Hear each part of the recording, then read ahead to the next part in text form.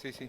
Bueno, llevamos acumulado un pequeño retraso y sobre todo culpa mía, porque la mesa estaba completada en horas.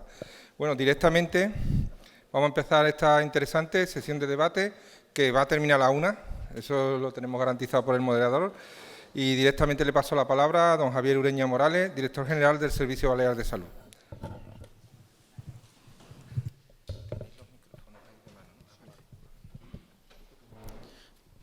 Bueno, muy buenos días y muchas gracias a todos por estar aquí en esta última sesión de debate ya, antes de que procedamos a las participaciones ya más de cierre de estas jornadas nacionales de innovación y salud.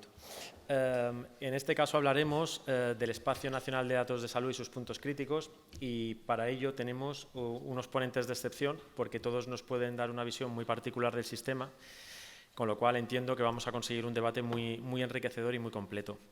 Nos acompaña, en primer lugar, Santiago Alfonso Zamora, vicepresidente del Foro Español de Pacientes. Santiago, además, es director de Acción Psoriasis, la Asociación Estatal de Pacientes de Psoriasis y Artritis Psoriásica y Familiares. Es vicepresidente también del Foro Español de Pacientes, vicepresidente de UNIMID, la Asociación de Personas con enfermedades crónicas inflamatorias inmunomediadas, miembro del Comité de Ética de Investigación Clínica del Hospital Universitario Pare Taulí de Sabadell. Además, atesora formación académica en el ámbito del tercer sector y de economía social, y ha sido ponente y formador en congresos y jornadas en el ámbito de la salud, en especial en enfermedades crónicas, y colaborador en diversas publicaciones y artículos en el ámbito de la salud. Nos acompaña también José Francisco Soto Bonell, licenciado en Ciencias Económicas y Empresariales por la Universidad de Zaragoza y Programa de Alta Dirección Empresarial por el IES de Madrid. José Francisco es presidente de SEDISA, la Sociedad Española de Directivos de la Salud, y ha sido director gerente del Hospital Clínico San Carlos de Madrid durante 21 años, hasta octubre del 2022. Además, desde 1985 ha sido directivo sanitario en Navarra, País Vasco y Madrid, en ámbitos de atención primaria, hospitales y servicios centrales del Ministerio de Sanidad y Consejerías. Además, también ha sido profesor y conferenciante habitual en foros académicos y profesionales. Nos acompaña también Pol Pérez Sust, licenciado en Biología por la Universidad de Barcelona y máster en Economía de la Salud y Gestión Sanitaria por la Universidad de Barcelona y la Universidad Pompeu Fabra. Actualmente es director del área de Sistemas de Información del Servei Català de Salut, cargo que ocupa junto con el de coordinador general de las TIC del Departament de Salud de la Generalitat de Cataluña. Anteriormente ha ocupado diferentes cargos como director de Sistemas de Información del Institut Català de la Salut, el ICS, así como otros cargos directivos en el entorno de las TIC de salud desde el año 2002. Y, por último, contamos con la participación de María Fe La Peña Gutiérrez, licenciada en Ciencias Físicas por la Universidad Autónoma de Madrid, que inició su carrera profesional en el ámbito de las telecomunicaciones en el sector privado, donde trabajó más de 20 años, en las áreas de acceso y gestión en redes y equipos de acceso, y que en 2014 ingresó en el cuerpo TIC como funcionaria de rango A1, y desde 2015 presta servicios en el Ministerio de Sanidad en la gestión y dirección de proyectos en los ámbitos de inteligencia de negocio, administración electrónica y uso de herramientas para el desarrollo del software. Desde 2021, además, es subdirectora general de Servicios de Salud Digital dentro de la Dirección General de Salud Digital, con responsabilidad sobre todas las actividades relacionadas con el desarrollo de aplicaciones del ámbito de la salud en el Sistema Nacional de Salud. Por lo tanto, como pueden ver, tal y como les decía, pues vamos a tener un panel de expertos con unas visiones muy completas y muy transversales de este tema que vamos a abordar. Y, en primer lugar, pues para fijar un poco el ámbito objetivo que nos ocupa, yo les lanzaría una primera pregunta sobre el conjunto de datos que se deben o que se deberían tratar de todos los que tenemos a nuestro alcance. Y en ese sentido, pues en un sistema de salud de aseguramiento universal basado en la solidaridad, como hemos venido comentando estos últimos días, ¿qué datos creen nuestros ponentes que deben ser usados para mejorar el conocimiento y la ciencia universal? Santiago, por favor. Gracias. En primer lugar, agradecer en nombre del Foro Español de Pacientes la invitación a participar, ¿no? Y sobre todo la responsabilidad de tener la voz de los pacientes y de los usuarios del sistema público. ¿Qué datos debemos tener? Pues todos aquellos que puedan beneficiar nuestra salud presente y futura. No solamente la nuestra, sino de las futuras generaciones. Los pacientes desde toda la vida han confiado en su sistema sanitario y en el depósito de sus datos. Entonces, lo que también tenemos claro que los datos que se deben recoger ya no únicamente son datos de salud, sino que hay muchos más datos que van a tener y que tienen importancia en el presente y en el futuro de la salud de los pacientes.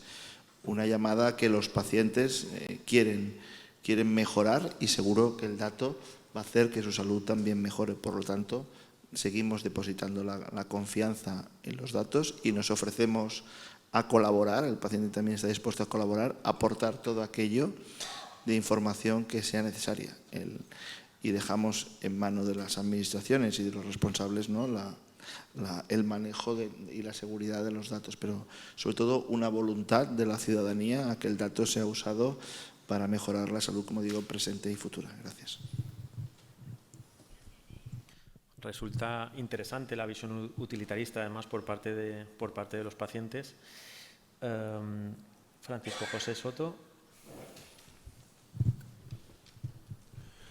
De nuevo, por segunda vez en estas jornadas, gracias a las 6 por haber considerado que yo podía aportar algo aquí a estas jornadas, sabiendo que no tengo mucha idea yo de informática, o sea, absolutamente ninguna idea, para que lo vayan captando. Respecto a los datos en salud, si hablamos de la salud, ya ha introducido Santiago un matiz ahí de los determinantes de la salud, ¿verdad? Y dice, entonces, todos aquellos datos que permitan mejorar la salud de los ciudadanos y sobre todo de los pacientes. Dices, hombre, entonces, si hay que pensar en los datos que les interesan o que necesitan los pacientes y los profesionales sanitarios, entonces tendremos que pensar en indicadores del estado de salud de ese paciente con ese médico. Entonces tendrán que ser datos indicadores del estado actual de salud, habitualmente de su enfermedad o de sus enfermedades. Pero también hay otros agentes que van a necesitar estos datos. Por ejemplo, todos aquellos responsables de la gestión de los recursos sanitarios, los directivos. Yo les hablo en representación de la Sociedad Española de Directivos de la Salud.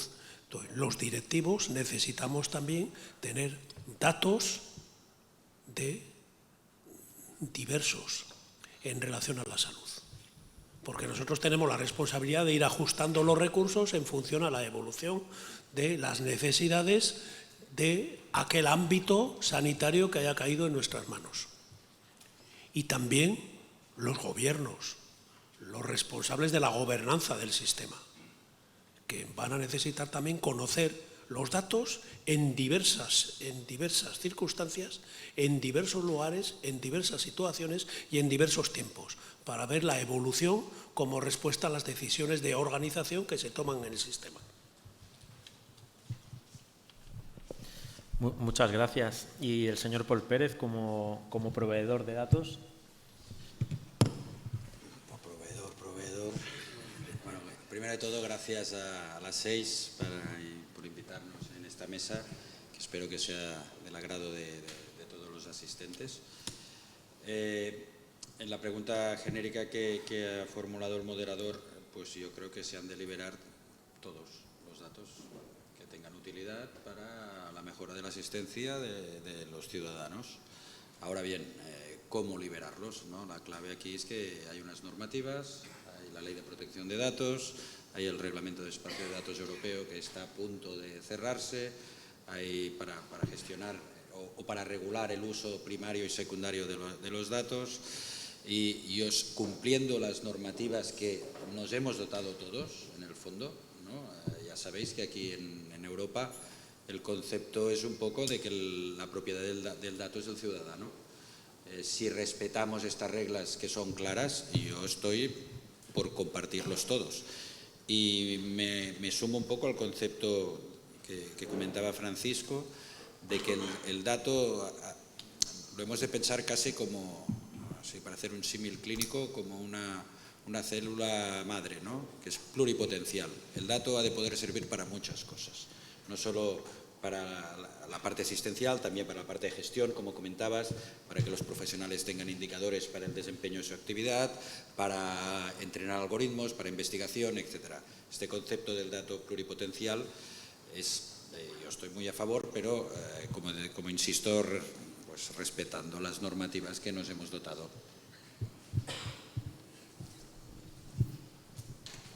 Por favor.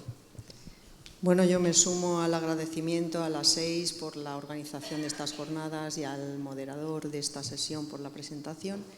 Y bueno, yendo a la cuestión de qué datos sanitarios deben ser usados para mejorar el conocimiento universal, pues estoy completamente de acuerdo con lo que se acaba de decir, que yo creo que tienen que ser todos. Lo que pasa es que aquí pues, hay que distinguir entre el uso del dato para fines primarios o secundarios, primarios asistencial. Entiendo que esta pregunta va más dirigida al uso secundario de los datos y en cualquier caso el reto que hay en el uso de los datos hoy día pienso que es de tipo normativo. Queda todavía bastante por definir, pero se está trabajando en ello y se hará próximamente, creo yo, cómo debe ser y cómo debe articularse este uso de los datos para que sea justo, no sesgado, según principios de equidad, etcétera, etcétera.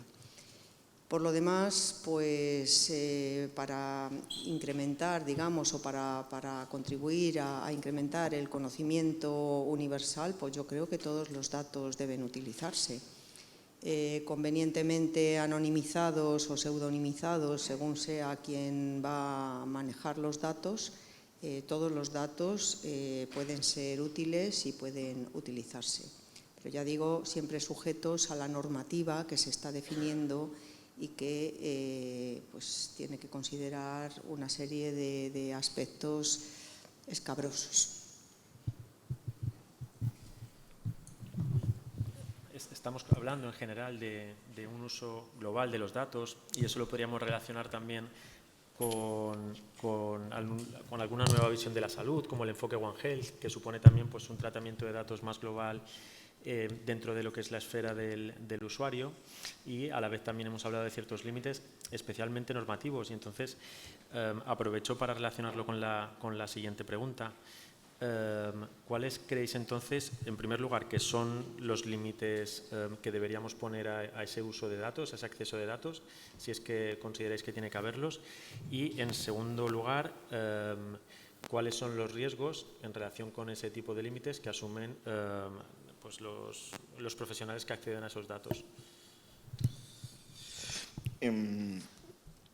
Que los datos son del paciente lo tenemos claro, entonces también el límite muchas veces al menos ha de pasar por la aprobación del paciente. En eso muchos de nosotros velamos, ¿no? Desde mi participación en comités de ética, ¿no? que el paciente esté informado del uso de esos datos.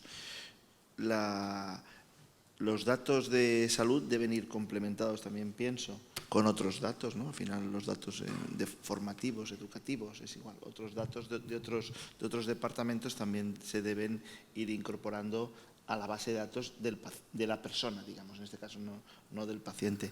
Y en cuanto a los límites y los riesgos que preguntan, bueno, las normativas están evolucionando, ¿no? En datos hemos visto cómo han ido evolucionando y sobre todo, bueno, el uso, como siempre, el uso racional, ¿no? Y los límites y los riesgos que tenemos todos los podemos conocer, pero los mismos límites y riesgos que se puede tener en el ejercicio de la profesión, no solamente con el manejo de datos. Lo que sí pediríamos que también ahí los reglamentos, ¿no? Pues entiendan que han de ser flexibles, que se puedan ir modificando en función de las necesidades de la población, de los profesionales y de los sistemas sanitarios. Cuando a uno le preguntan qué límites al acceso a los datos tiene o qué uso a los datos, la respuesta ordinariamente es según para qué. Porque si necesitamos todos los datos disponibles sobre determinada persona para evaluar el curso de su enfermedad o de sus enfermedades en este sector. En otros sectores estaremos hablando de otras cosas, pero en este sector los datos personales, propiedad de la persona, que tienen que ser garantizados, que no se van a usar, no se van a extralimitar fuera del cuadrado o del círculo de aquello que sirva para desarrollar la profesión sanitaria que exige mejorar o que espera que el paciente que tiene delante o los ciudadanos que le esperan en sus decisiones puedan verse beneficiados. En ese sentido, ningún límite, claro, punto seguido. Lo que pasa es que ningún límite a tener los datos, pero sí límites a usar los datos. Entonces, si le ponemos límites a usar los datos, entonces tendremos que tener garantía de que se usan bien. Y garantía de que quien abuse, o sea, quien se extralimite en el uso de los datos de salud personales de cada individuo, va a tener la oportuna respuesta de quien vela porque esto no suceda, no se extralimite nadie. Entonces hay una legislación que ustedes conocen, que es el Reglamento General de Protección de Datos, y hay personas, delegados de protección de datos, que tienen esa responsabilidad. Y entonces, todos sabemos hasta dónde emplear los datos, que, insisto, son del paciente, son de la persona y no nuestros, hasta dónde emplearlos y hasta dónde no los podemos emplear. ¿Para qué funciones sí, para qué funciones no?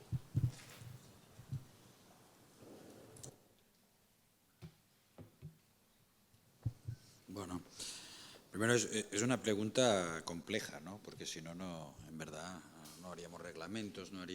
Y los reglamentos, las normativas, nos han de marcar estos límites de uso de los datos. Pero está claro que tenemos para el uso de la asistencia, pues para mí los límites tendrían que moverse en función del uso, ¿no? Como ha comentado, en función del uso del dato moverás el límite, si lo uso para la asistencia, pues casi ilimitado, ¿no? Como si dijéramos usar casi todos los datos que necesitamos para dar una respuesta asistencial. Para la investigación, bueno, se han de poner límites que ya están más o menos regulados, pero nuevamente el Reglamento de Espacio de Datos acabará de regular el uso secundario, pero bueno, la anonimización, etcétera, etcétera, el uso de grandes volúmenes de datos anonimizados, pseudonimizados, que nos permitan favorecer la investigación y que tenga un retorno otra vez a la práctica asistencial.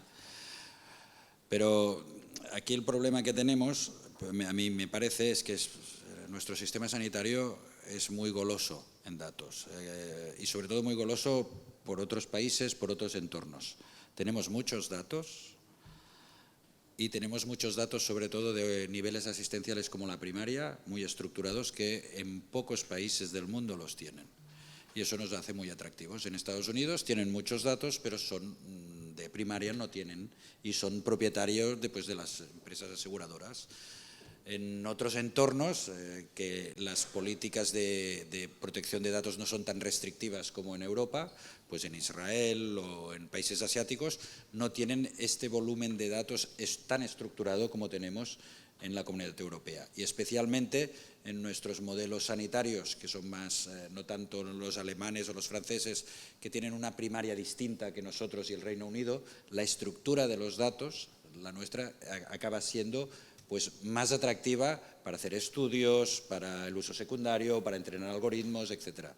Y aquí yo creo que como sistema sanitario, o 17 sistemas sanitarios que trabajamos en uno, en el fondo tenemos una gran oportunidad, porque pienso que en esta era de los datos podemos ser muy atractivos para otros países que vengan a pedirnos pues esta información de calidad que pienso que tenemos estructurada tanto en primaria como en especializada, para ese uso secundario de entrenar algoritmos. Y aquí tendremos que estar muy atentos a estos límites, porque ya no será, sino yo creo que aquí es donde hemos de estar atentos a estos dos límites.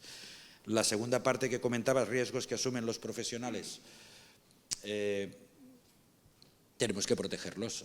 Lo que no podemos hacer es que los profesionales acaben cogiendo miedo a usar algoritmos, a usar datos, por las consecuencias que puedan tener de errores derivados de los mismos. Por tanto, la normativa también ha de poder proteger a los profesionales asistenciales para que puedan usar estas tecnologías que todos consideramos y creemos que van en la mejora de la asistencia y la mejora de la salud de las personas, sin el miedo, ¿no?, o poder sacarles este grado de responsabilidad que ellos no controlan.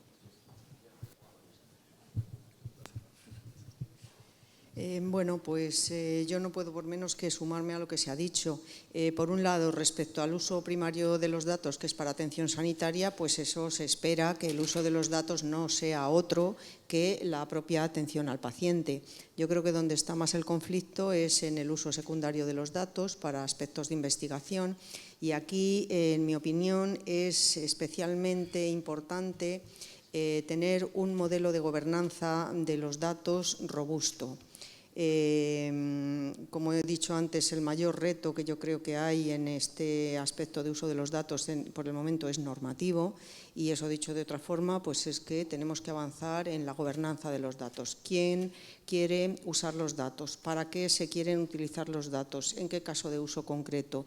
Y tener en cuenta que normalmente el uso de estos datos va a ser pues no solamente los datos que haya en una base de datos de atención primaria, tal, sino que eso además se querrá cruzar con otras bases de datos, y como resultado de esos cruces se sacarán conclusiones que en fin, pues pueden bueno, pues no reflejar realmente la realidad de una forma justa, y eso hay que tener mucho cuidado. Yo creo que la gobernanza en el uso de los datos es fundamental. Estoy hablando en esto de no ser justos, de evitar el llamado código postal, efecto código postal, es decir, que se sacan conclusiones respecto a distintos colectivos que pueden no estar bien. O sea, cuando se hacen estudios estadísticos, explotaciones estadísticas, realmente hay que tener un criterio muy atinado, porque si no se puede llegar a conclusiones equivocadas. Y eso sería con datos públicos, datos de salud, que son especialmente protegidos. Entonces, los mecanismos de gobernanza yo creo que es en lo que tenemos que avanzar ahora más. En cuanto al riesgo para los profesionales, pues lo mismo, los profesionales pueden utilizar estas herramientas porque siempre son herramientas de apoyo, entonces están ahí para que se utilicen. Pero ellos tienen que ser conscientes de hasta dónde llegan estas herramientas. Las tecnologías en este sentido tienen que ser lo más transparente posible, pero nos encontramos que este tipo de algoritmos normalmente, por lo que se caracterizan precisamente, es porque son algoritmos que llamamos de caja negra, o sea, que no son transparentes. Hay que trabajar en ese sentido para que los algoritmos pues, tengan una transparencia que permita al profesional, que no es un informático, entender cuál es el peso de las variables y cómo se está llegando al resultado que se está llegando. Muchas gracias. Hasta ahora venimos hablando del tratamiento de datos más o menos en canales institucionales y regulados, pero también asistimos en paralelo a un tratamiento de datos de manera no regulada, tanto por parte especialmente de usuarios, como en algún caso de profesionales, porque asistimos a la proliferación pues, de herramientas y aplicaciones de acceso libre disponibles, especialmente para los usuarios, que plantean ciertos retos. ¿Cómo ven los ponentes esos retos y cómo afrontarlos? En catalán se dice llamine, que es goloso en castellano. El dato es muy goloso para el sector privado. Y todos hemos, quizás por falta de información, ¿no? o negamos, ¿no? cuando aceptamos cláusulas, que aquello que van a hacer con nuestros datos. Y la salud va a ser golosa, va a ser llaminera para el sector privado. El paciente, cuando está en un hospital, tiene un problema de salud, ¿no? Y lo que quiere es que le resuelvan su problema de salud. Y va a haber gente que también le va a ofrecer soluciones de salud fuera del sistema sanitario, ¿no? Pues algoritmos, otras cosas. Nos preocupa, ¿no? A todos, y todos lo hacemos. Todo el mundo sabemos que las redes sociales pues, nos recogen datos, ¿no? y nos da igual lo que vayan a hacer. Y luego nos hemos dado cuenta hasta que ¿no? Hablando con conversaciones, ¿no? Parece que luego te vengan, uno piensa que el teléfono le escucha, ¿no? Lo que quiere decir con esto es que a la ciudadanía nos falta formación, también nos falta criterio, y la mayoría de nosotros usamos aplicaciones que están recogiendo no solamente los datos que le facilitamos, sino nuestras conversaciones. Entonces ahí hay muchos datos. Y la salud va a ser muy, como decía, muy golosa para otro sector.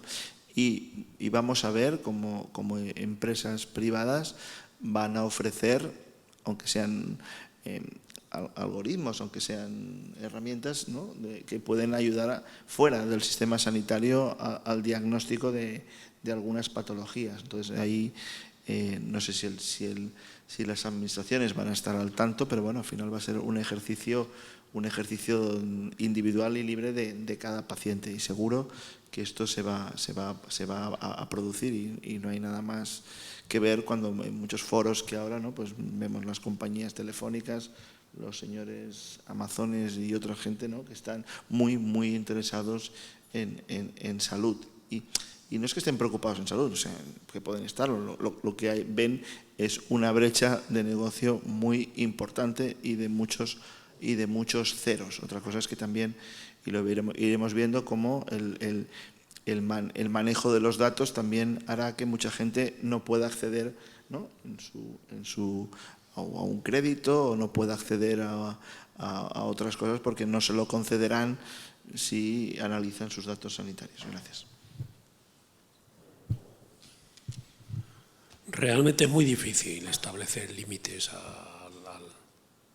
puertas al campo, que decía el refrán, y tampoco límites a la oferta, entre comillas, de plataformas en Internet, de aplicaciones que a uno le permite seguir incluso con sus datos personales de salud que uno tiene,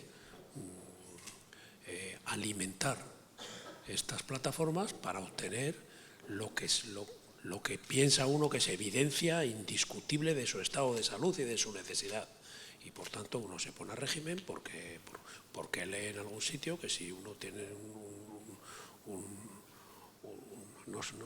peso de X, pues entonces, y mide menos de Y, entonces resulta que se ha de poner a limitar la cantidad de grasas que uno consume, etc. Pero si uno se siente que le falta la respiración, entonces rápidamente, en lugar de ir a su médico o a su centro de salud o en donde fuese, entonces pues dice, no, pues yo me voy a tomar X cosas que he leído por ahí que me van a beneficiar esto, como no sé, pepinos abiertos por mitad, cortados en vertical, este tipo de cosas. Entonces, se evidencia como una pérdida de garantía, por tanto de confianza en el sistema sanitario, en los profesionales sanitarios, por estas cosas que nos vamos encontrando y que nosotros interpretamos que son posturas que se extralimitan y que además condicionan o pretenden condicionar después la actuación asistencial de nuestros profesionales sanitarios.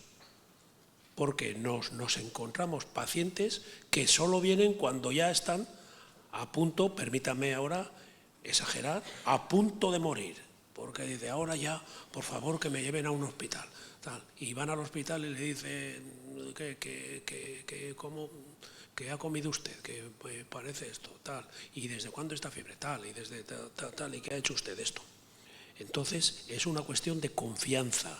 Nosotros tenemos que respetar los límites a la utilización de los datos, aunque tengamos evidencias de que mucha gente no acepta que se le marquen límites y por tanto confía más en estas plataformas o en estas ofertas habitualmente por Internet que en los consejos o en el seguimiento del sistema de salud, y por tanto pues tendríamos que tener alguna regulación ahí, pero como ponerle puertas al campo, ponerle regulación a la disposición de la información ahora mismo es más difícil incluso que las puertas al campo.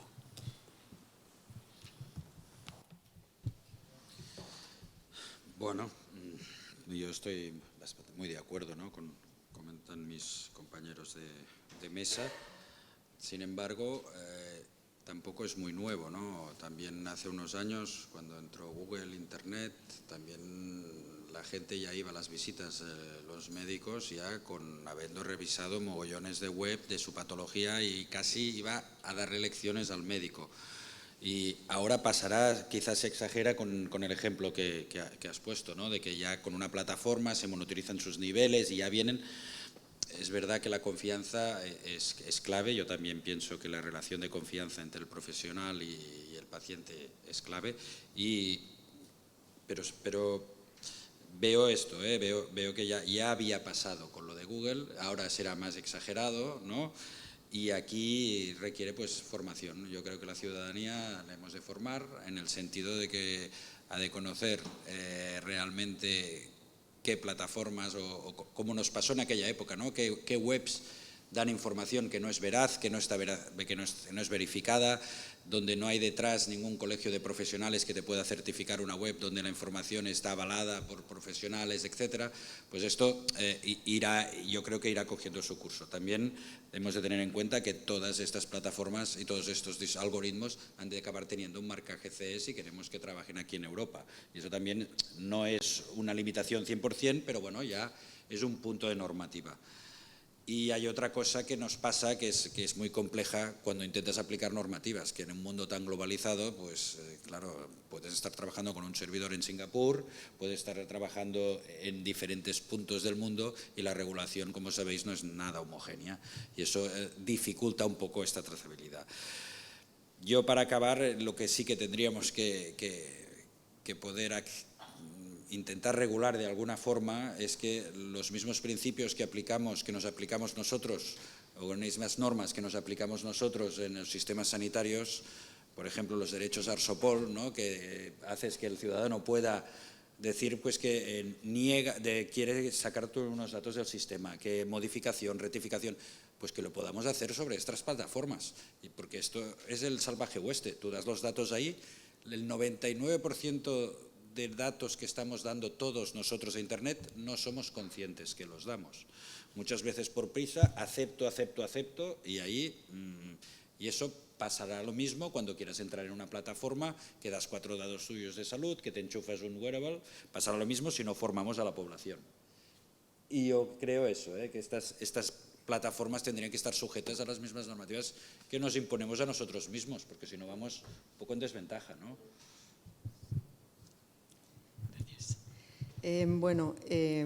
Sí es verdad que ahora los pacientes, cuando vamos al médico, pues muchas veces vamos ya con alguna lección estudiada, nos hemos mirado cosas, tal. Esto antes, que no sé antes, ¿qué quiero decir con antes? Hace 30 años o 40, no lo sé. Pues no era así. Cuando ibas al médico, el médico te decía y el médico pues nada, tú no sabías nada. Ahora mismo, pues no es que sepas algo porque has leído alguna cosa, eso no te da conocimiento, pero el hecho es que muchas veces vas al médico ya casi diciéndole tú el diagnóstico. Bueno, pues eso yo pienso que a esa nueva realidad en la que hay algunas herramientas como son Internet, Google y tal, el profesional también se tiene que adaptar. También se tiene que adaptar y tiene que tener paciencia también, pues me viene un paciente que sabe algo o cree que sabe algo, pues bueno, tiene que adaptarse también a esa nueva realidad en la que el médico pues ya no es el que tiene la última palabra, que no se cuestiona. Pues el paciente te va a hacer preguntas y te guste o no, pues bueno, nada, no pasa nada, se contesta y ya está. En cuanto a ya más centrado en el reto de las herramientas de soporte a la toma de decisiones, que estamos siempre dando vueltas al mismo punto, pues yo creo que aquí estamos hablando de nuevo de los algoritmos y tal. Entonces, en algoritmos pues habría de dos tipos, ¿no? O sea, hay unos algoritmos que son, digamos, inofensivos, que es un algoritmo que te permite pedir cita o cosas de ese estilo. Pues ese algoritmo es inofensivo, digamos, pero después hay otros algoritmos de soporte a la toma de decisiones que sirven Sí, que sirven para ayuda al diagnóstico, que son más peligrosos. Cualquier sistema que contenga este tipo de algoritmos, un sistema de soporte o de ayuda a la toma de decisiones en cuanto a diagnóstico, pues pasaría a considerarse un servicio del Sistema Nacional de Salud, y es muy importante ahí el mecanismo de certificación. Un mecanismo oficial de certificación de este tipo de servicio, porque ya estamos hablando de un servicio, y este mecanismo de certificación pues se supone que va a eliminar en lo más posible este riesgo de estas herramientas. Por otro lado, también, o por lo menos hasta ahora, yo no sé si algún día será de otra manera, pero de momento estas herramientas no sustituyen a la persona, son solamente un apoyo. Y no tienen ningún valor si no hay detrás un experto, un profesional sanitario que aporta su opinión pensada con su cerebro humano y utiliza estas herramientas como ayuda, como soporte. Y nada más, eso por el momento. Quizá en un futuro, pues a lo mejor estas herramientas pueden funcionar solas. Yo, de momento, eso creo que no está cercano. Yo, aprovechando el comentario de la ponente, quiero ahondar un poco más en este aspecto, en este encuentro actual entre las posibilidades de las nuevas tecnologías respecto a la toma de decisiones y la capacidad decisoria que ha tenido tradicionalmente el médico hasta ahora. En ese sentido, ¿qué creen los ponentes que deben aportar las herramientas de ayuda a la decisión para los profesionales? Es decir, para favorecer el sentido de pertenencia y sobre todo para incrementar su capacidad y su conocimiento aplicado. Los mecánicos se equivocan, los médicos se equivocan y los informáticos también se equivocan. Y equivocarse es humano, quiere decir. Y cuando uno va por no decir médico, al mecánico, a veces te cambian la bomba de agua y luego era el radiador, ¿no? Quiere decir, y nos suele pasar. En salud las decisiones tienen mucho más riesgo. Hay mucho más riesgo, pero no siempre el que tenemos delante es el mejor. No es el mejor, ni tampoco lo sabemos en qué ranking está. Nunca sabemos cuando vamos, si el que tenemos es delante. Y la mayoría de nosotros que nos movemos en un entorno sanitario, a la que tenemos un problema de salud, llamamos a otro y preguntamos quién es el mejor, ¿no? Y queremos acudir al mejor, ¿no? Y eso pasa mucho en fútbol, ¿no? Dice, el doctor Cugat ha operado. Todo el mundo, pues no sé, el doctor Cugat debe ser muy bueno, seguramente porque ha hecho 150.000 rodillas, ¿no? y la experiencia. Lo que está claro, que ahora parecía que habláramos mucho de que el paciente podía recurrir también, el sanitario, el profesional sanitario, de tener herramientas que le ayuden a la toma de decisiones, así como es el diagnóstico por la imagen. ¿No? Pues espere que le haga una placa para confirmarle lo que yo le puedo hacer. Y luego también que que las herramientas ayuden al diagnóstico, nos puedan dar, porque no solamente que pueda analizar al paciente, lo que decíamos de los datos, igual tener la conexión con los familiares del paciente nos puede decir, ¿no?, si en su familia han habido otros síndromes, otros procesos como el que usted está padeciendo, y eso puede ser importante.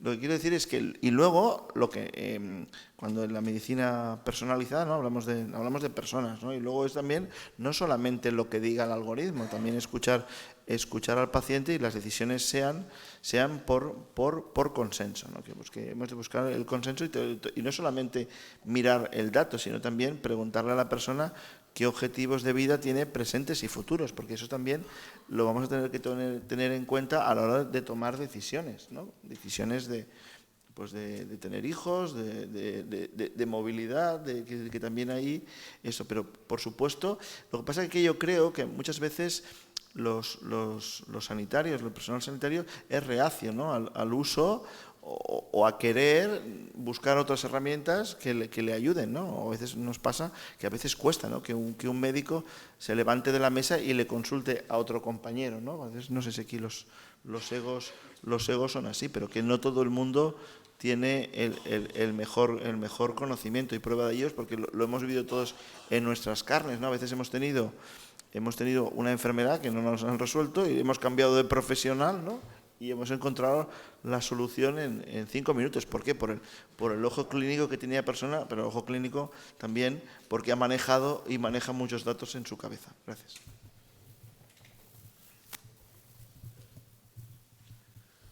Sí, en la pregunta se contiene ya parte de la respuesta. Es decir, si son herramientas de ayuda a la decisión para los profesionales, se sabe que son los profesionales que tienen que tomar una decisión y que si encuentran a alguien que les ayude a reflexionar, mejor. Y si ese ayudar a reflexionar es también ayudar a evaluar las alternativas de decisión y a asesorar, aconsejar respecto a qué alternativa es mejor, de acuerdo a los criterios que se le han puesto, pues mejor que mejor. Entonces estaríamos aplaudiendo y estaríamos entregándonos, cayendo en manos de esas herramientas que nos están ayudando para la decisión. Obviamente, como dice Santiago, para la decisión con los pacientes. Porque a los pacientes, claro, entre otras cosas, son los dueños de su existencia, de su vida. Y si son los dueños de su vida, pues deciden dónde van a arriesgar y dónde no. El papel de los pacientes durante las últimas décadas ha cambiado. Cada vez los pacientes influyen más en las decisiones de los profesionales, de los médicos fundamentalmente. Pero lo de aumentar el sentido de pertenencia de los médicos por esto, a mí me parece que lo que ocurre es un sobreriesgo de los médicos. Es decir, no saben si la mejor decisión es la que escapa a su razonamiento para apoyarse en herramientas de ayudarle a esa decisión o no. Y hemos llegado a la cuarta pregunta, y yo ya pensaba que no iba a salir esto, la inteligencia artificial, que es el debate ahora en todos los foros. Todos sale la inteligencia artificial, hasta los foros de las verduras de mi tierra Navarra, que ha habido ahora un congreso que lo he seguido por LinkedIn. Pues ahí también han mantenido debates serios sobre la inteligencia artificial para el cultivo del brócoli. Pues es muy importante. A lo mejor el brócoli también es un consejo que nos dan las plataformas para mejorar determinada salud. Pero la inteligencia artificial debemos considerar que es una de esas herramientas que ya no se convierten en herramienta, sino casi en esencia, en raíz de nuestras decisiones, porque confiamos o dudamos. Si confiáramos, ya estaríamos aplicando todos inteligencia artificial en nuestras organizaciones, transformación digital en nuestras organizaciones, que hasta ha dado pie a configurar esquemas de gobiernos en nuestras consejerías, directivos de transformación digital solamente. ¿Merece la pena? Pues parece que nosotros mismos le damos aval a que esto merezca la pena y, por tanto, que las herramientas de ayuda a la decisión tengan puerta abierta en nuestras decisiones y confiamos cada vez más en ellas. O eso es lo que al menos se desvela de nuestras conversaciones y de nuestros debates.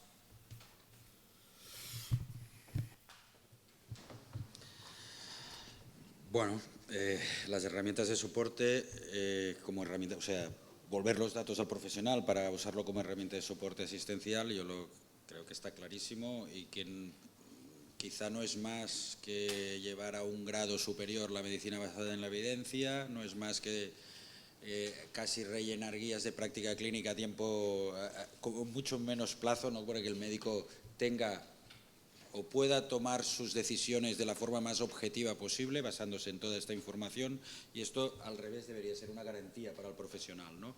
Si lo enfocamos en este sentido.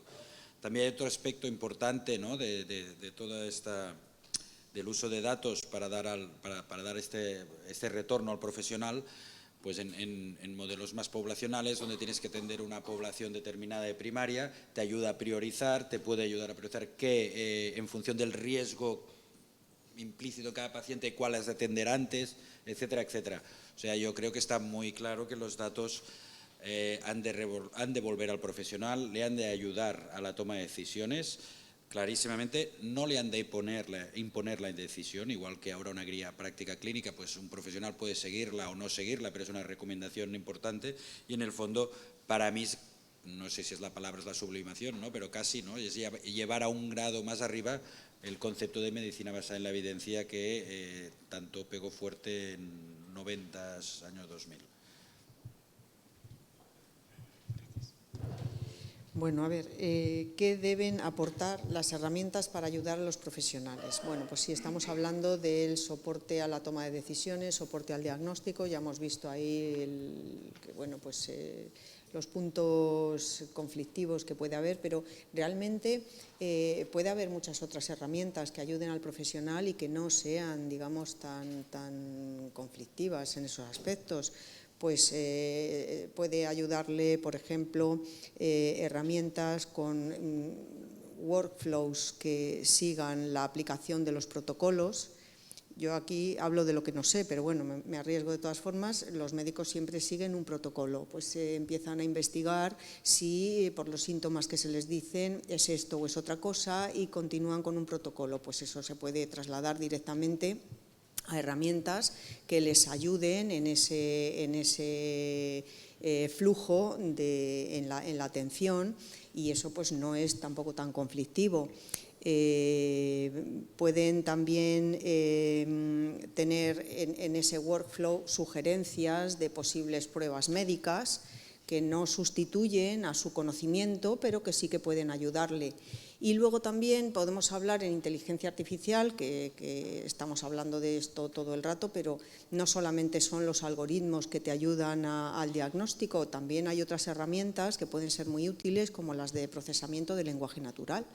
Este tipo de herramientas para el colectivo de profesionales, médicos, puede ser muy útil para encontrar documentación, para encontrar información sobre temas concretos de una forma rápida y eficiente. Y todas estas herramientas también pueden estar al servicio de los profesionales sanitarios. Yo creo que es importante también resaltarlas porque pueden ayudar muchísimo y no presentan pues ningún problema. Muchas gracias. Parece que hay cierto consenso con la utilización de herramientas por parte de los clínicos. Yo conozco un profesional sanitario que siempre dice que a los profesionales sanitarios hay que darles siempre las mejores herramientas. A los buenos porque se las merecen y a los no tan buenos porque las necesitan. Bien, volviendo al paciente e intentando ir un poco a lo mejor de la posible frialdad del dato, ¿cómo consideran los ponentes que se puede facilitar la incorporación de la experiencia del paciente a la evaluación de los resultados de las técnicas diagnósticas y de los tratamientos aplicados?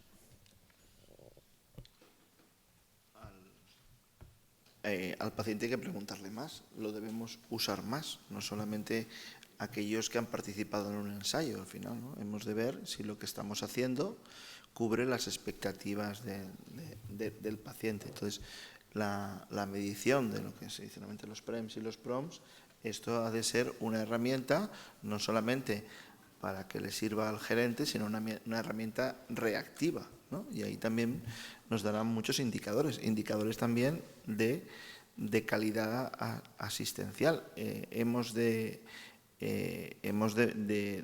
hacer que el paciente participe más y cuando un paciente lo que le puede, al final le va a consultar a su médico qué experiencia ha habido de los pacientes, no le debe decir solamente los resultados sanitarios, ¿no? Que son los que recogerán algún artículo, sino también, oiga, pues en este hospital hay 4.000 pacientes que han seguido el tratamiento y él, ¿no?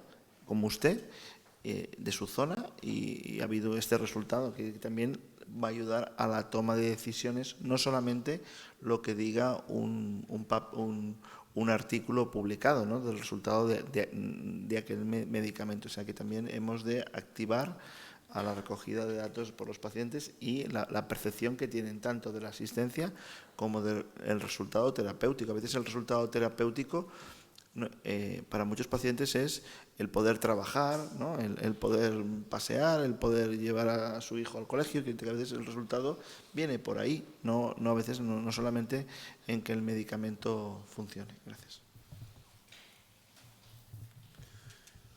Esta es otra pregunta muy importante, creo yo. Primero, ¿conviene incorporar la experiencia del paciente?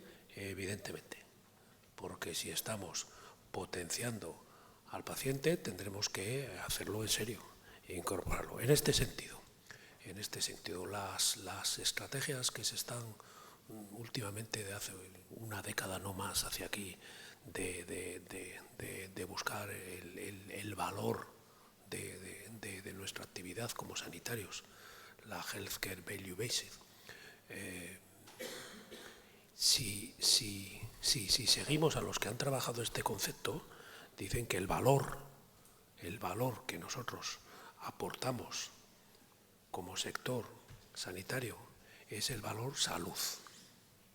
Es el aumento de salud o la recuperación de salud, o sea, evitar la pérdida o aumentar la salud en cualquier caso. Y nosotros aplicamos entonces herramientas para garantizar que conseguimos efectividad en los resultados que nosotros esperamos de salud con nuestras actuaciones asistenciales y conseguimos eficiencia en la gestión de los recursos. Todo el campo que se ha abierto con las estrategias de no hacer, que el Ministerio también aconsejó y que las sociedades científicas trabajaron a fondo, viene ahí. Entonces, esto se sustenta también en que los pacientes, como ha comentado Santiago, pues expliquen su experiencia.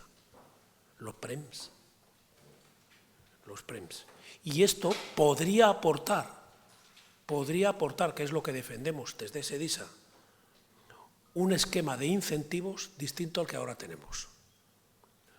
Un esquema de incentivos basado en la cantidad de valor medido que se añade con la actividad sanitaria de cada profesional, de cada equipo, de cada servicio, lo que sea. Pero incorporar como motivo fundamental del esquema de incentivos esto, la experiencia del paciente, que es un esquema de poner los objetivos trascendentes, los que han motivado que nosotros queramos ser médicos, básicamente. La trascendencia de la vocación expresada en la satisfacción de añadir valor claramente. Es una incentivación trascendente y es una incentivación también, ¿por qué no?, material. Que las productividades variables famosas se vayan centrando en lo que es importante.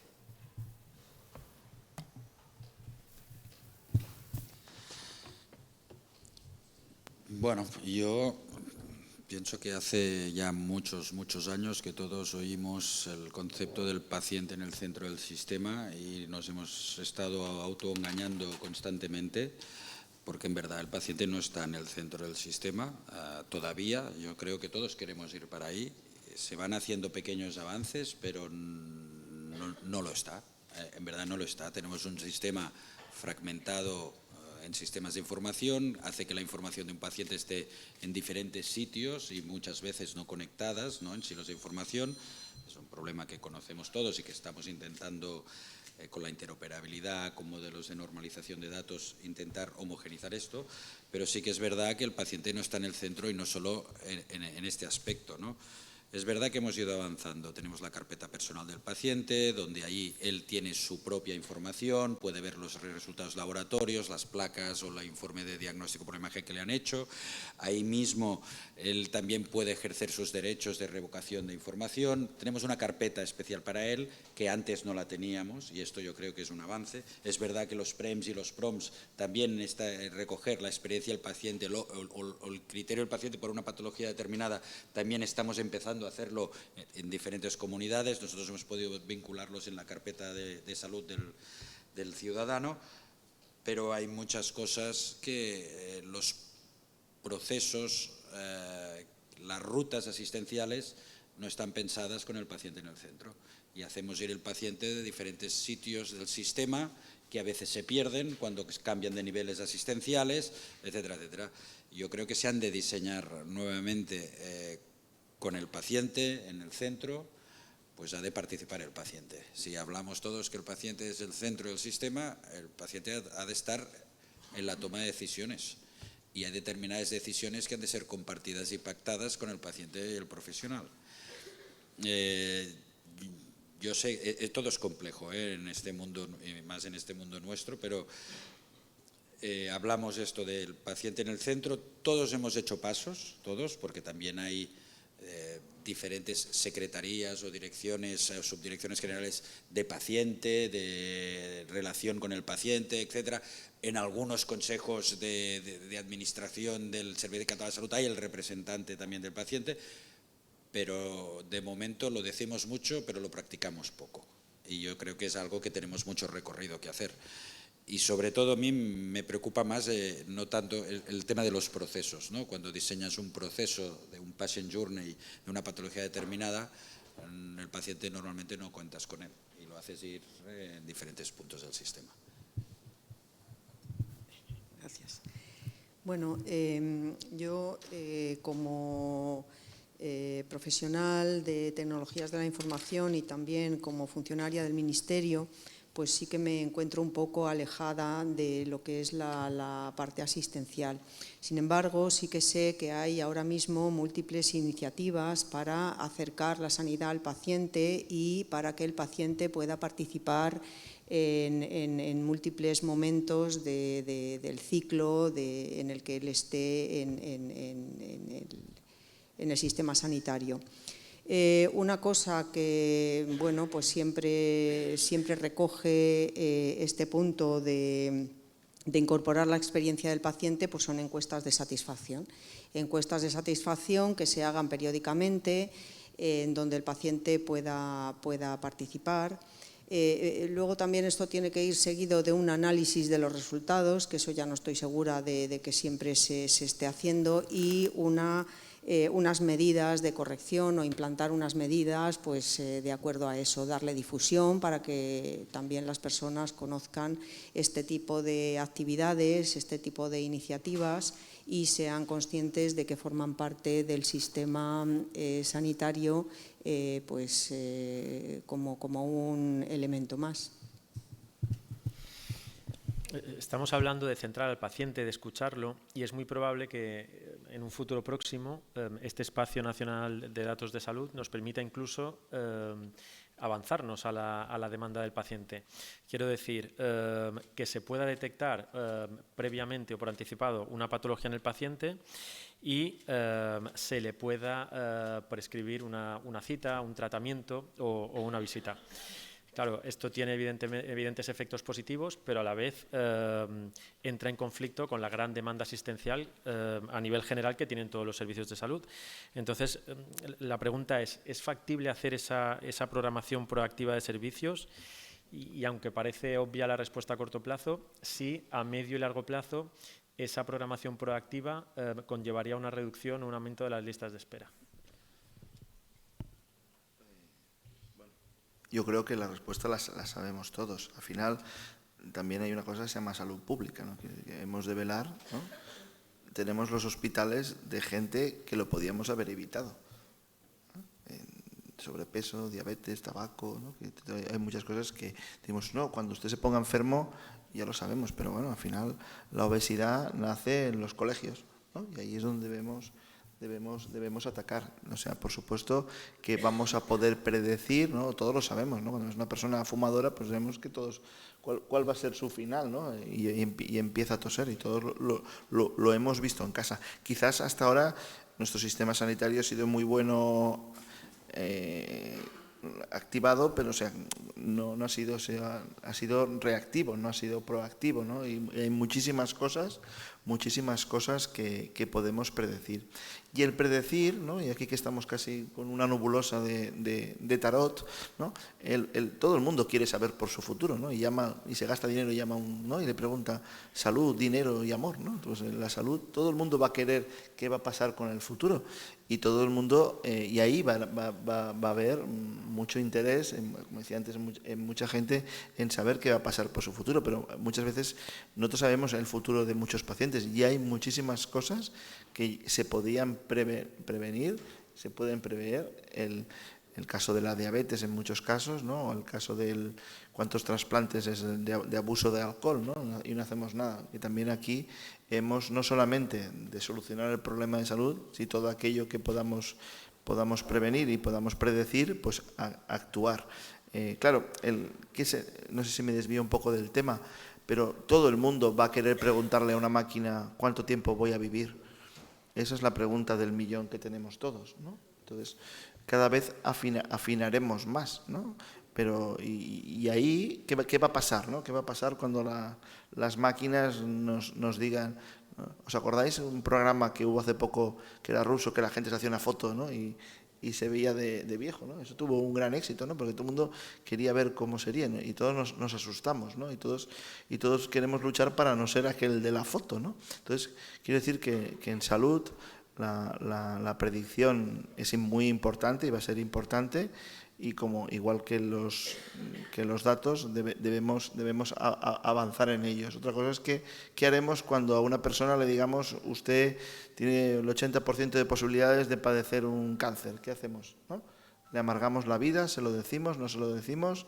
Bueno, pues ahí también, y yo creo, y supongo que mis compañeros coincidirán, muchas decisiones también pasan por la ética. Hemos de incorporar quizás en mesas, ¿no? Y en mesas, ¿no? a toda la parte de la bioética, porque también va a ser importante a la hora de tomar decisiones. Y yo les voy a contar en un minuto solamente una anécdota personal. Estuvimos de vacaciones, mi esposa y yo, en China este año, y debíamos de ser pues los primeros que íbamos allí después de 3 años sin recibir a nadie, y el primer mes que recibían a la gente íbamos nosotros, porque no nos hacían fotos por allí, por la calle y por la plaza y tal. Y entonces pensábamos nosotros que éramos una gente importante, capaz de llamar la atención por allí para hacernos fotos, y que nos conocerían. A mí, hombre, yo gestor sanitario, claro, me hacen foto porque me conocen, claro. Entonces, pero después nos estuvieron explicando que hacían constantemente fotos, no la gente de pie, sino el sistema. En grandes postes tenían arriba cámaras que iban haciendo constantemente fotos, grabaciones, etcétera, de los comportamientos de la gente. Y quien se saltaba un semáforo, lo repetían en toda la ciudad, la imagen de él saltándose un semáforo, fijándose en la cara, quién era. Y lo ponían, sacaban datos y se enteraban dónde vivía, en qué barrio vivía, o en qué ciudad vivía, o en qué pueblo vivía, y lo ponían allí más para decir, mire, su vecino es un incívico que está. Pues esto tiene viso de, si no lo enfocamos bien, poder acabar así. Es decir, la programación proactiva, tras de detectar nosotros con nuestros medios las patologías, podría acabar así, diciendo, oiga, usted vaya al hospital, que lo necesita. Y diciendo, ¿cómo? No me da la gana. Pues se lo vamos a poner a la sociedad, que usted necesita ir al hospital, no quiere ir, y podría tener una enfermedad o una patología, incluso infectocontagiosa. Y entonces tenemos que apartarle de la circulación para que vaya al hospital. ¿Ello a medio y largo plazo evitaría listas de espera que nos ha preguntado Javier? Pues depende de la sensibilidad que uno tenga a su estado de salud cuando alguien le avisa, o de la reactancia que uno tenga también, sobre todo pensando en que la mayor parte de los ciudadanos que no van al hospital, que son la mayor parte de los ciudadanos existentes en el mundo, no van a los hospitales, se consideran ciudadanos sanos en los países avanzados, en el primer mundo, como el nuestro, no van al hospital porque se consideran sanos. Yo, ¿por qué voy a ir a hombre? Yo, ¿por qué voy a examinarme? Yo, ¿por qué voy a pasar? Pero si yo estoy sano. Solamente cuando tenga alguna duda de mi estado de salud o empiece a pensar, yo ya he superado los 60, a ver si me va a pasar algo, entonces vamos y decimos, entonces vamos a nuestro centro de salud, no al hospital habitualmente, o a una consulta de un consultorio privado, claro, cosa que quien lo necesitaría, que serían los que se sienten que no están sanos, pero no tienen ningún acceso a los servicios sanitarios, pues no nos preocupa mucho a nosotros.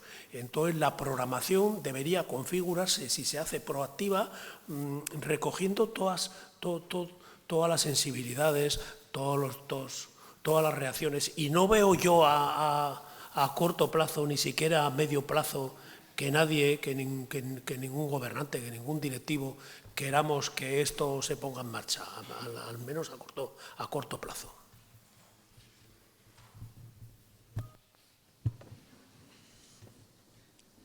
Bueno, lógicamente, técnicamente es posible, ya sabemos que se puede hacer, ¿no?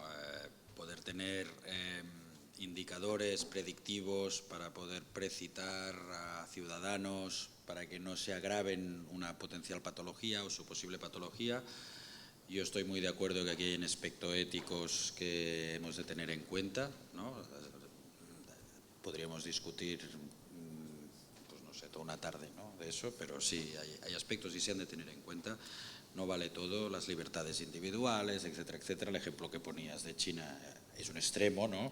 Pero, bueno, son cosas que se han de tener en cuenta. También hemos de ver qué coste efectivas son todas estas actuaciones, ¿no? Si realmente anticipamos para mejorar la salud y que realmente sea coste efectiva en términos de salud poblacional, de salud individual, incluso coste efectiva para el sostenimiento del sistema sanitario, pues que evites que la gente se complique tanto, que los recursos que haya que gastar el sistema sean mucho más grandes que si hace una actuación previa, pues lógicamente también es un parámetro importante para aplicar estas medidas o poder hacer estas programaciones proactivas, digamos. El impacto sobre listas de espera, pues yo creo que todos conocemos las campañas de cribaje, ¿no? Un poco a otra escala, una campaña de cribaje, pues por una condición de población, de edad, pues te envían una carta para que te hagas una prueba para anticiparte a una posible patología que se ha visto que poblacionalmente en un grupo determinado pues hay una incidencia alta. ¿Han aumentado las listas de espera? Sí, seguramente sí, porque hay más primera visita de colonoscopia y del médico, ¿no? Pero claro, la gracia es que te ha de evitar que haya menos lista de espera de neoplasias de colon. Entonces, las listas de espera son un poco, ya sabéis, ¿no?, son vasos comunicantes, ¿no?, entre especializada, pruebas diagnósticas y quirúrgica, son complejas de gestionar. Cambiaría alguna cosa, ¿no?, porque ahora el que te genera la oferta y la demanda es el mismo agente, ¿no?, es el profesional asistencial, el que le dice a una persona que ha de hacer una visita y por tanto lo pone en lista de espera. Aquí lo que cambiaría es que la demanda te la podría autogenerar cualquier de estos indicadores predictivos.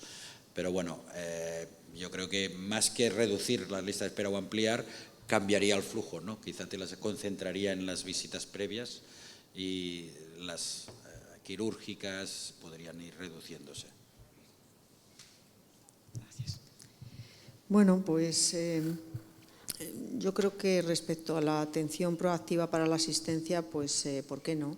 Se puede hacer. Yo no sé si eso aumentaría o disminuiría las listas de espera, yo me imagino que depende en qué casos, pero yo me imagino también en esto de la atención proactiva un montón de casos de uso en lo que sí que podría ser positivo. Pacientes que están siendo tratados y que se sabe que tienen una enfermedad determinada y bueno, pues podemos poner un sistema de alertas pues para avisarle al paciente de que tiene que ir a esto o lo otro. No sé, a mí sí que se me ocurren una serie de casos de uso en lo que esto podría ser positivo y podría ayudar a disminuir las listas de espera, en el sentido de que podríamos pues organizar esas listas de espera, distribuyendo a los pacientes de una forma más racional, no lo sé. Realmente creo que sí que podría estar bien.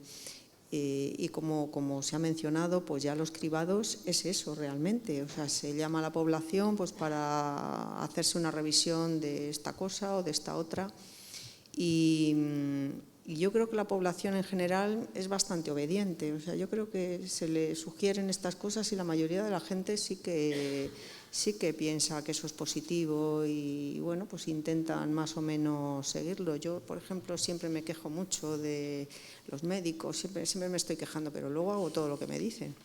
Hago siempre todo lo que me dicen y me parece bien este tipo de iniciativas. Yo creo que la gente en general somos obedientes. Y bueno, yo lo valoro realmente de forma positiva, porque creo que hay muchos casos de uso muy simples que pueden ayudar en este sentido. Estamos hablando de la programación proactiva, de la asistencia proactiva, y antes hemos hablado también de la automatización de procesos. Entonces, a la hora de activar y avanzar en esos flujos, ¿hasta qué punto tenemos que aprovechar las nuevas tecnologías y la capacidad de decisión automatizada, digamos?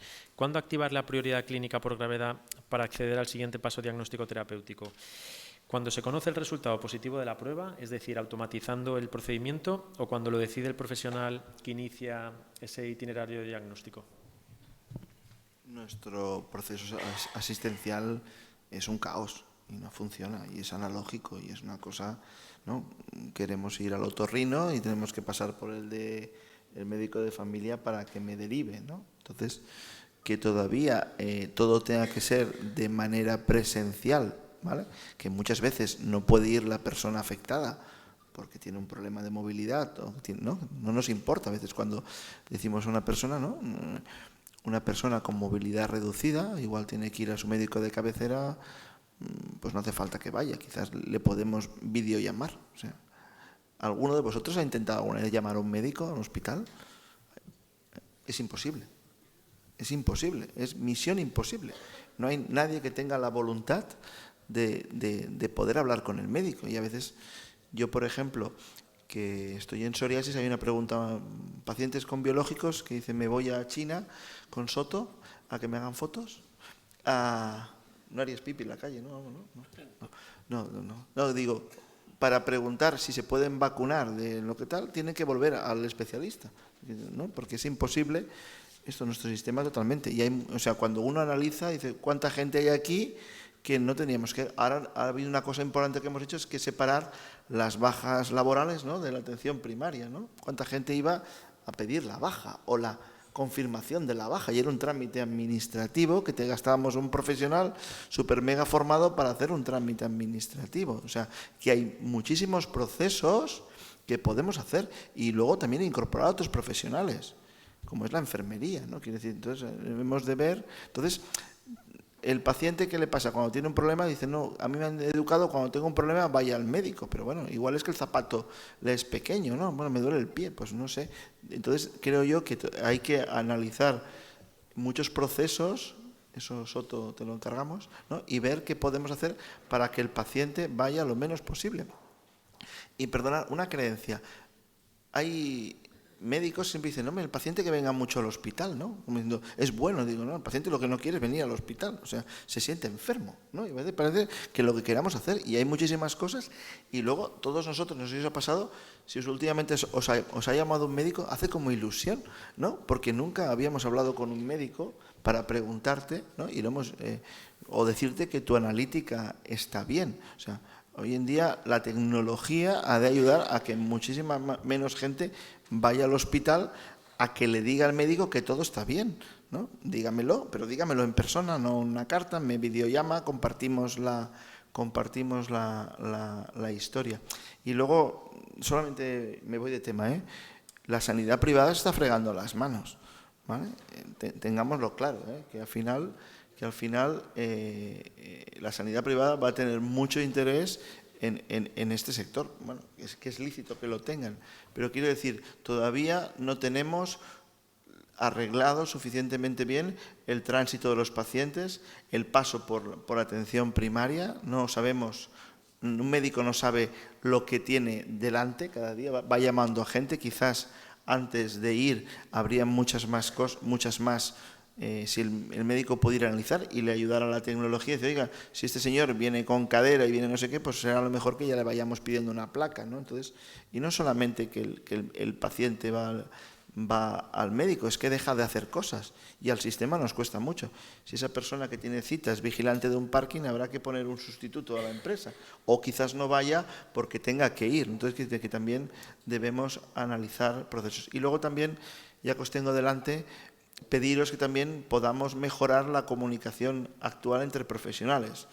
Ayer estaba, no, ayer fue, antes, la semana pasada, estaba en Galicia y la farmacéutica decía, Soto, que lo que dan los fármacos que se dan en el hospital, el farmacéutico comunitario no los ve en la historia. Entonces, ¿cómo puedo ayudar yo desde la farmacia comunitaria si no veo los medicamentos que son de dispensación hospitalaria? Y eso es un tema que creo que debe ser un clic, no sé.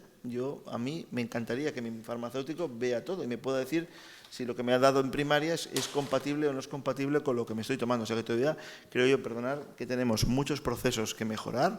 La informática nos ha de ayudar muchísimo. Nos ha de ayudar también a medir calidad de vida, ¿no? Ha de haber muchas cosas que el paciente pueda rellenar desde casa y luego eso digo, ser valientes, ¿no? Y cambiar las cosas. Al final, ¿no? Le decía, ¿por qué ir al hospital siempre? Al final, ¿no? Y les ponía un ejemplo antes, tonto, ¿no? El ITV, algunos de pueblos, supongo, el ITV en los pueblos va al pueblo, ¿no? ¿Por qué? Para evitar que los tractores vayan por la carretera a pasar el ITV a 50 kilómetros, pues también quizás nuestros modelos pasarán, igual que va el veterinario a ver las vacas, pues que el reumatólogo vaya a los pueblos a ver a los pacientes, los vea todos en un día, ¿no? No tengamos un flujo de gente circulando en el hospital. Y mucha gente tiene el hospital a 70 o 80 kilómetros, que quiere decir a 30 euros de gasolina, que eso también lo hemos de tener en cuenta. Las nuevas tecnologías son nuevas cada vez menos tiempo, porque aparece otra nueva tecnología que posibilita librarse de la nueva tecnología anterior, que no hemos alcanzado el tiempo ni a llamarle vieja tecnología. O sea, una nueva tecnología sustituye a otra nueva tecnología. Y por tanto, ¿las nuevas tecnologías son capaces de desarrollar la programación? Preguntaba Javier. Claro, son capaces de ayudar en la programación, pero no son capaces de evitar controlar la programación. Es decir,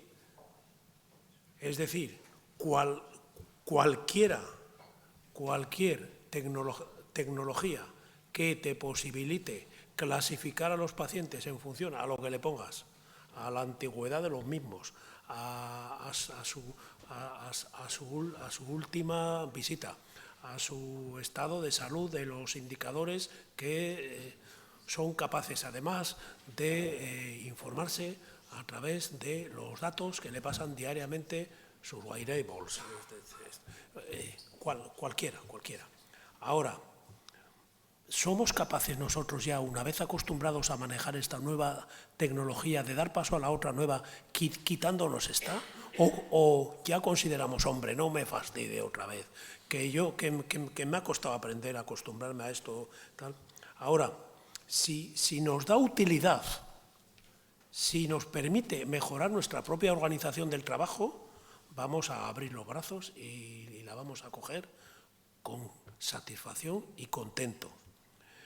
¿Que hay tecnologías nuevas? No sé, hace poco hablábamos fuera de una tecnología Hikari, que nosotros en el Clínico San Carlos pues la empleamos para diagnosticar patologías mentales y psiquiátricas. Pues esto contaba con todo el rechazo de nuestros psiquiatras, hasta que se fueron acostumbrando hasta que veían que, hombre, el diagnóstico que les daba incluso era mejor que el que ellos eran capaces de dar. ¿Por qué? Porque empleaba tamaña cantidad de datos que no caben en el cerebro humano, o que un cerebro humano como el mío, ya no digo el de los psiquiatras, que es mucho mejor que el mío, pero el mío es incapaz de controlar tantos datos y de absorber tantos datos, etc. Y sin embargo, aquella tecnología o aquella aplicación lo hacía en segundos, pero en segundos menos de 10 segundos. Y acertaba siempre con el diagnóstico y, por tanto, aconsejaba la programación o no programación. Pues eso obviamente, si mejora el trabajo, lo vamos a incorporar. Como sea, pero lo incorporaremos. Aunque los gerentes nos pongamos enfrente y digamos, ya vale, que no tenemos dinero, que no, pues no importa, se incorporará, como sea. Bueno, yo muy rápido, nuevamente, técnicamente claro que es posible, ¿no? Y aparte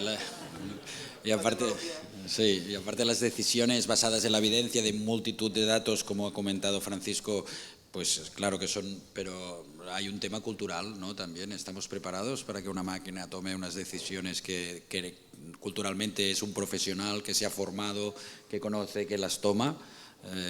El ejemplo claro, creo yo, es el coche autónomo. El coche autónomo, pues, ostras, si tiene un accidente el coche autónomo, ya lo ponemos en cuestión, ¿no? Todo. ¿Cuántos accidentes hay de coches conducidos por personas? Pues millones, supongo, millones o cientos de miles cada día. Tenemos que, bueno, culturalmente habrá un cambio y al final ya aceptaremos que estas decisiones sean automatizadas, pero de momento no es un problema técnico, insisto, sino yo creo que es un problema cultural. Totalmente no está. Vaya, yo tampoco lo estaría preparado. Gracias. Nada, sí, pues simplemente me sumo a lo que ha dicho Paul. Sí, la automatización de procesos está bien, pero lo que pasa con lo del coche autónomo es que está muy bien, me va a conducir muy bien, pero a ver si se me va a olvidar luego conducir y cuando me pongo en un coche que no es autónomo, pues no voy a saber, pues esto es igual. Yo creo que nunca se debe confiar plenamente en estas herramientas automáticas. Son de ayuda y nunca deben sustituir al cerebro humano del profesional, que es el que tiene el criterio correcto. Y ya me callo.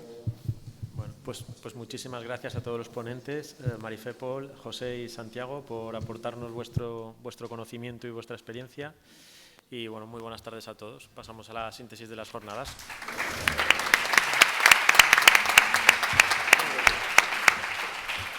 No son negros.